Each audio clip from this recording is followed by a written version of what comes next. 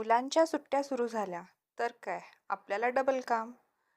काय खायला आहे का, काही लगेच करतेस का? तर त्यासाठी आता झटपट बनवते पॅनकेक. तर त्यासाठी मी 1 कप मैदा आणि 1 कप गव्हाचं पीठ घेतले आणि त्याच कपाने थोडंसं कमी साखरेची पावडर घेतलेली आहे.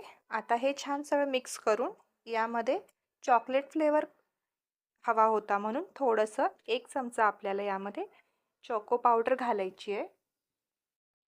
हवं तर तुम्ही यामध्ये थोडीशी मिल्क पावडरसुद्धा घालू शकता. सध्या माझ्याकडे नाही आहे त्यामुळे मी घालत नाही.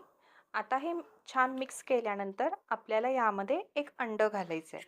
अंडं हे कम्प्लिटली ऑप्शनल आहे. जर का तुम्हाला नसेल चालत तर तुम्ही नका घालू. आणि यामध्ये मी 1.5 वाटी दूध घेतलेलं आहे.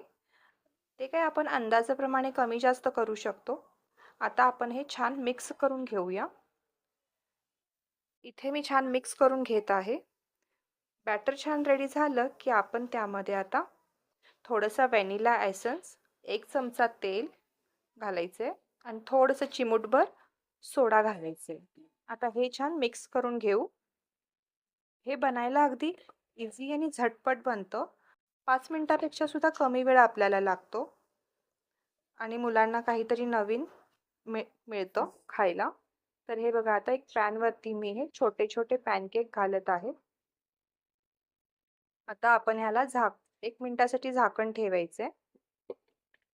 1 मिनिट झालं की आपण याला उघडून पलटू शकतो. 1 मिनिट झालेलं आहे. इथे बघू शकता किती छान जाळी आलेली आहे. आता आपण ह्याला पलटून घेऊया. पलटल्यानंतर सुद्धा आपल्याला फक्त 1 ते 2 मिनिटासाठी तव्यावर ठेवायचं आहे. अशा प्रकारे मी तिन्ही पलटून घेतलेले आहेत आणि आपले पॅनकेक तयार आहेत. आता राहिलेले पॅनकेकसुद्धा मी अशा पद्धतीने बनवून घेते.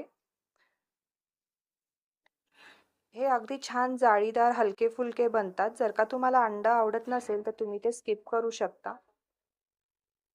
इथे मी राहिलेले सुद्धा असेच बनवून घेत आहे. तर मुलांच्या लहान भुकेसाठी झटपट होणारे पॅनकेक आपण अशा प्रकारे करू शकतो. तुम्ही सुद्धा हे असे पॅनकेक करून बघा. ही रेसिपी शेवटपर्यंत पाहिल्याबद्दल धन्यवाद.